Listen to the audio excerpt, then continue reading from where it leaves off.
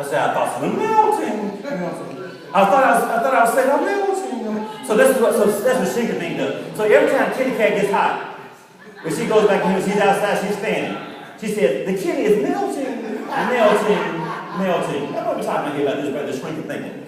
So there are times we started off, maybe today on Sunday, I am redeemed, I'm righteous, I am overcome. Fire comes up, problems come up, and we start thinking and start shrinking.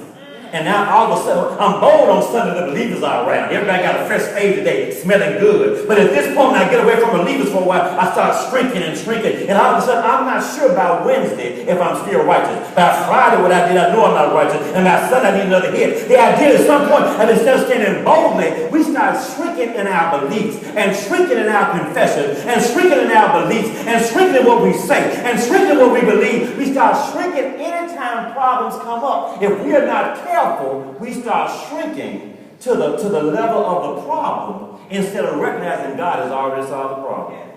Problems. Everybody here is going to have some difficulty. Mother was very good about saying, one day she had passed every time, she said, D, they all got issues. You got to figure out which issues you can deal with. So everybody got issues. Everybody got some issues. I said, now it may not be the same issue, but everybody walking around with some issues. So the point here is when the issues start getting bigger, is our thinking, our praying, our confessing, our believing starting to shrink, or can we still stand boldly? God is the same. I love what Hebrews says. Hebrews says Jesus is the same yesterday, today, and forevermore.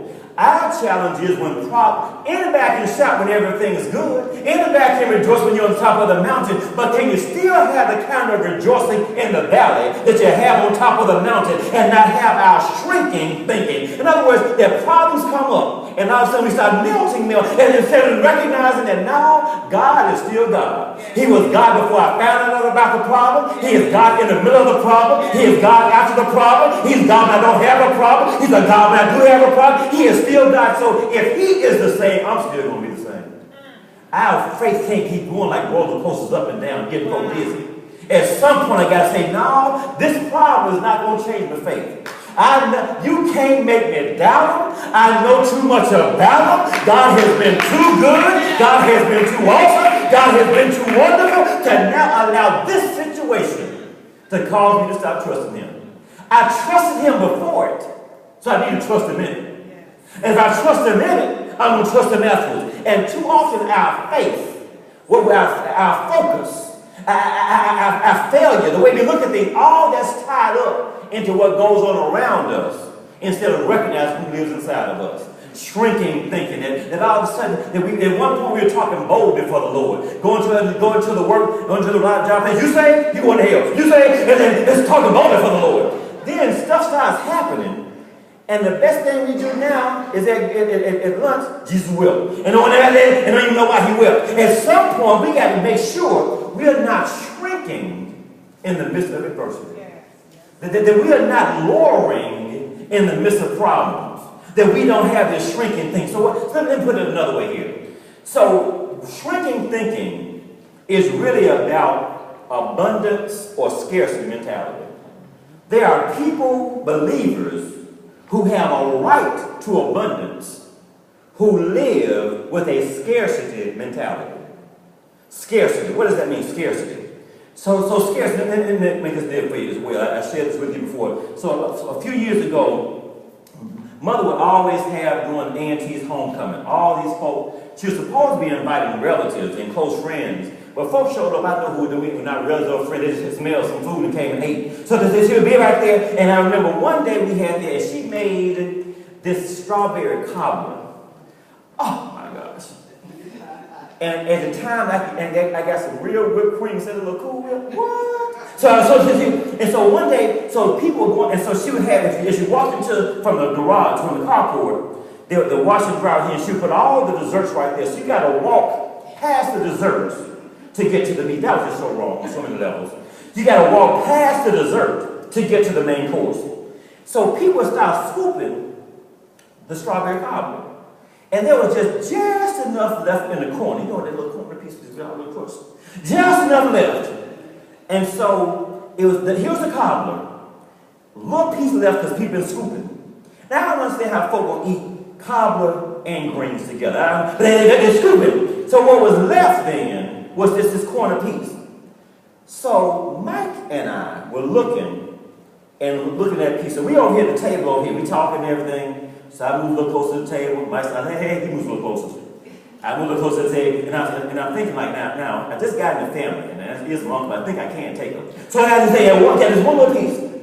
And so we finally got to a point, we were right there at the car. We both looked at each other, looked at the car, and we trying to figure out what we're going to do. We arm wrestle, what are we going to do here? And so by the time, we decided, agreed upon, that we were going to take half a piece. Now, even though it was good, I didn't want to share it. So we got a little scoop, he got a little scoop, and we just looked at each other just mad because we didn't get the full scoop. And now in the midst of focusing on that one corner, here comes Mother. I didn't know that the cob was already out and came back and bought a whole nother big pan as well. So that's an abundance mentality. It is not just a piece that's left for you and me. That there's more than what you see right now. And too many people believe that we got to go back in and pull somebody down to get ahead. Scarcity, let me give you some definitions. Scarcity mentality. Whenever you walk in fear, that's scarcity. Whenever you walk in doubt, that's scarcity. Whenever you walk in selfishness, that's scarcity. But the idea when you walk in love and walk in faith and integrity. So the idea was whenever we have shrinking thinking, fear rules us. I was afraid I wasn't going to get enough coffee.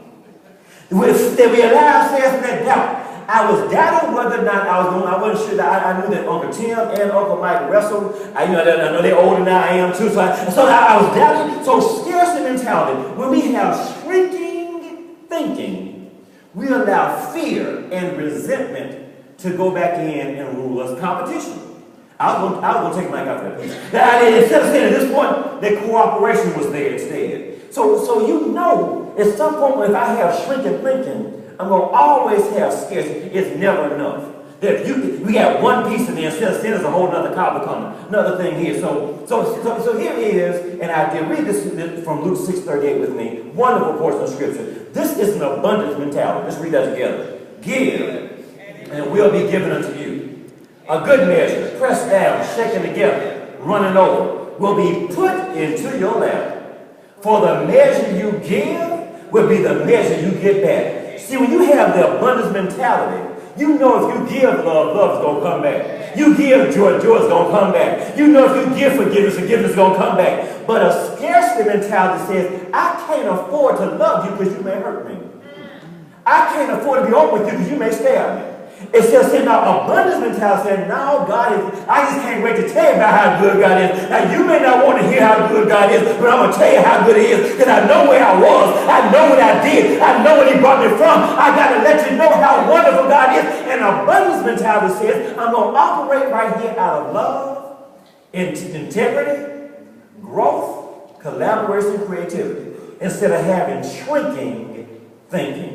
Mindset matters. You want to change your life, what do you do? See, as long as we think we're ordinary, we'll never embrace it. We will never be able to benefit from being extraordinary.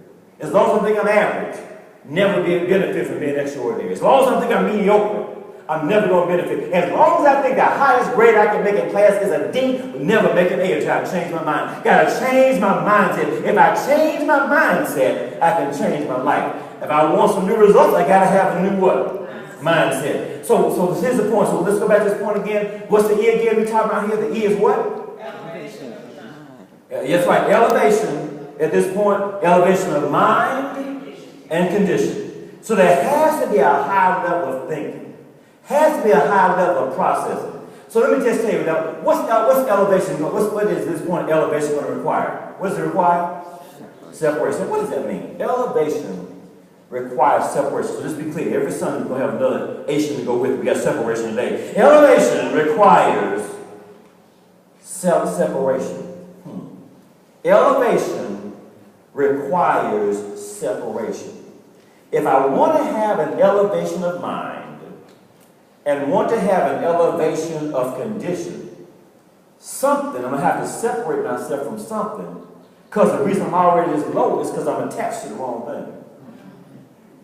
that I'm here now because I'm attached to something that may be keeping me from having the elevation I'm supposed to have.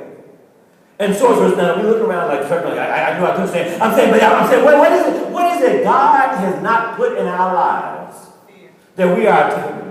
You know, Benny Bell is always sitting on. That's what Benny Bell is always. You got a sentence. You have a good sentence. I don't got jeopardy. I know the answer. What is? I know the answer. So the idea. So what is it God has put in our lives that we now have to remove? That's going to require us being separated from that. Let's go through it. Please read this. Please read this, please. You cannot be who God called you to be and still keep all the same friends and habits. Elevation requires separation. Oh, I can just go and sit on down after that one. The idea was that God has called you, and God has chosen you, and God has created you to do something. And you cannot do what God wants you to do with the same bad habits of procrastination, of laziness, of slothfulness, of lateness. You can't do that and still do what God wants. So this elevation is going to require some separation. Well, who is it? What is it that's keeping us from embracing the fact we're extraordinary? Who is it? What is it that's keeping us from recognizing the fact that we are now noble? There's some noticeable integrity in our lives. What is it or who is it that's keeping us from being all God has called and ordained and created us to be? Elevation requires what? Here's the group over here. You got to jump out that bowl. The bowl on, you got a whole big bowl over here, bigger bowl for you. But you keep on swimming over here with the Lord. And something you got to get, it requires to fulfill and receive God's full manifestation. Elevation is going to require separation. Here's the point. I don't care what everybody looks like our robot up here. But at some point, you got to get away from the crowd. At some point, if you are going through and trying to embrace your healing, and going through an illness, you don't need all these folks telling you about to die. You need all these folks telling you about how bad things are. You got to have somebody that's going to speak life in you. You got to have somebody who's going to be in agreement with you. And at some point, if you want to go higher, it's going to require some separation. Pook and them got to go. Pook and them got you in trouble years ago, and you still hang around Pook and them. At some point, Pook it, deuces. You got to go, because I got something that God wants me to do. I just got to go back to this again. I got to go back to this again. Please read this again. You cannot be who God called you to be and still keep all the same trends and habits. Elevation requires separation. Bad habits. You'll notice about this as well. Folk who have bad spending and money habits can win the lottery and a few months later be back in the same ditch they were in before because they never took care of those bad habits. So the idea, if I want to have elevation, I got to be with people who are already elevated so I can keep on getting elevated. I can't keep staying down in the valley if I want to have victory. I got to make sure there's some separation that goes on in life as well. So this idea then about what elevation requires what?